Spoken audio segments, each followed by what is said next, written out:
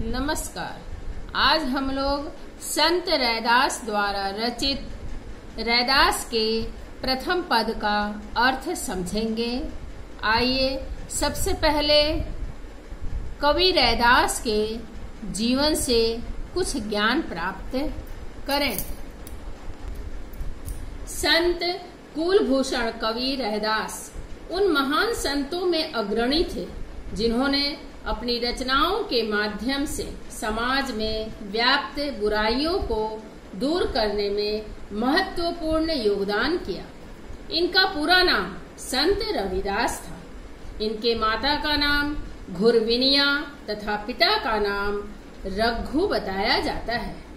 रैदास के गुरु स्वामी रामानंद थे तथा संत कबीरदास इनके गुरु भाई थे। रैदास अपना काम पूरी लगन तथा परिश्रम से करते थे और समय से काम को पूरा करने पर बहुत ध्यान देते थे कि वक्त के अंदर ही काम पूरी हो जाए। जूते बनाने का काम उनका पैतृक व्यवसाय था और उन्होंने इसे सहर्ष अपनाया भी था। प्रारंभ से ही रैदास बहुत परोपकारी तथा दयालु थे और दूसरों की सहायता करना उनका स्वभाव बन गया था।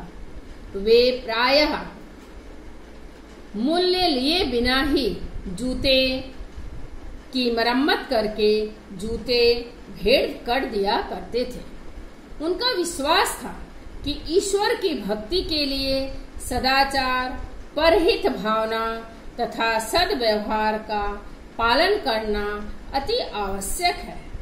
उन्होंने अपने आचरण तथा व्यवहार से यह भी प्रमाणित कर दिया है कि मनुष्य अपने जन्म तथा व्यवसाय के आधार पर महान नहीं होता है। विचारों की श्रेष्ठता, समाज के हित की भावना के प्रेरित कार्य तथा सद्व्यवहार जैसे गुण ही मनुष्य को महान बनाने में सहायक होते हैं। रैदास उन महान संतों में अग्रणी हैं जिन्होंने अपनी रचनाओं के माध्यम से ही समाज में व्याप्त बुराइयों को दूर करने में महत्वपूर्ण योगदान किया है। मधुर एवं सहज संत रैदास की वाणी ज्ञानाश्रयी होते हुए भी प्रेमाश्रयी शाखाओं के मध्य सेतु की तरह है।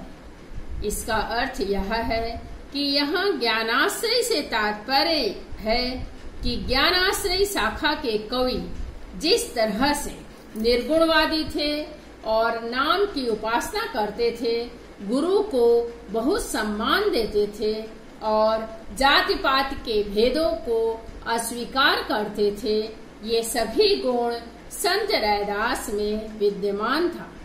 तथा प्रेमाश्रयी शाखा से तात्पर्य यह है कि प्रेमाश्रयी शाखा के कवियों की यह मान्यता थी कि प्रेम से ही ईश्वर प्राप्त होते हैं।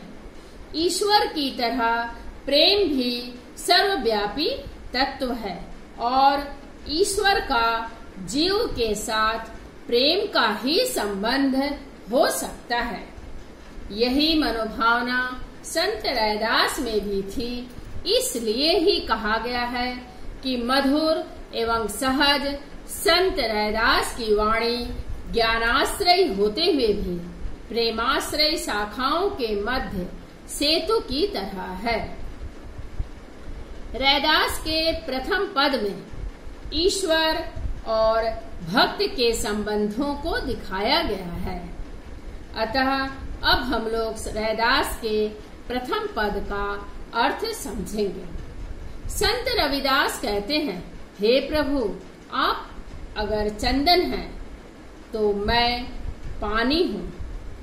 अर्थात जिस तरह पत्थर पर पानी गिरा गिरा कर चंदन की लकड़ी को घिसा जाता है, तब चंदन पानी में घुलता ही जाता है और चंदन तथा पानी मिलकर एक आकार हो जाते हैं। इस सुगंधित पानी को किसी भी प्रकार से चंदन से अलग नहीं किया जा सकता है, ठीक उसी प्रकार ईश्वर भी जीव में अपनी संपूर्ण विशेषताओं के साथ व्याप्त रहते हैं। अतः हर जीव को भी ईश्वर की भांति ही एक दूसरे के साथ व्यवहार करना चाहिए। हे प्रभु, आप आकाश में छाए हुए काले बादलों के समान हैं और हम भक्त वन में नाचने वाला मोर हैं। अर्थात जैसे काले बादलों को बरसता देख मोर मस्त हो नाचने लगता है, उसी प्रकार आपके दर्शन का अनुभव पाकर भक्त का तन मन नाचने लगता है। रैदास जी पुनः कहते हैं, हे प्रभु, आपके साथ भक्त का चकवा और चकोर पक्षी तथा चंद्रमा का सा संबंध है। जिस प्रकार चकोर पक्षी चांद को देखने की इच्छा रखता है, ठीक उसी प्रकार रैदास क्षण भर भी प्रभु की भक्ति से अपने मन को हटाना नहीं चाहते तथा भक्त संसार की सभी दशाओं को भी उसी प्रकार झेल लेते हैं जिस प्रकार चकवा चकोर पक्षी का जोड़ा चंद्रमा को देखकर अपने वियोग की रात को काट देते हैं। रैदास पुनः कहते हैं, हे प्रभु, यदि आप दीपक हैं और तो हम भक्त उसमें जलने वाली बत्ती हैं। जिस प्रकार से दीपक की ज्योति दिन रात जगमगाती रहती है, उसी प्रकार ईश्वरीय शक्ति से परिपूर्ण यह संसार अपने विस्तार को हमेशा सर्वदा प्राप्त होता रहता है। भक्त कवि रैदास ने भक्त और भगवान के बीच अनन्याश्रित संबंध भी दिखाए हैं। वे कहते हैं, हे प्रभु, हम में और आप में मोती और धागे का सा संबंध है।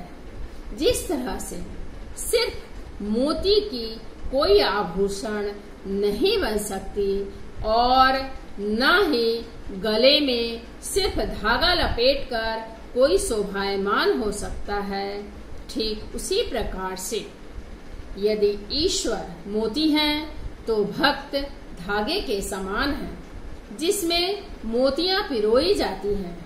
उसका असर ऐसा होता है जैसे सोने में सुहागा डालने पर, अर्थात उसकी सुंदरता और भी निखर जाती है।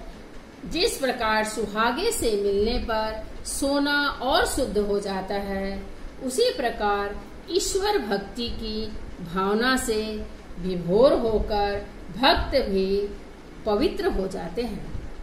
प्रथम पद के अंत में संत रैदास जी कहते हैं कि हे प्रभु, आप हमारे स्वामी अर्थात मालिक हैं और मैं आपका दास हूँ, सेवक हूँ।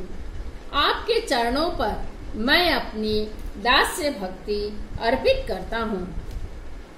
इस तरह संत रैदास अपने को उस परम ब्रह्म परमेश्वर का दास तथा प्रभु को स्वामी के रूप में स्वीकारते हुए कहते हैं कि सेवा भाव की भक्ति ही सर्वश्रेष्ठ और सफलतादायक होती है। इस तरह से प्रथम पद का अर्थ समाप्त हुआ। अब अगले दिन हम लोग रैदास के दूसरे पद का अर्थ समझेंगे। धन्यवाद।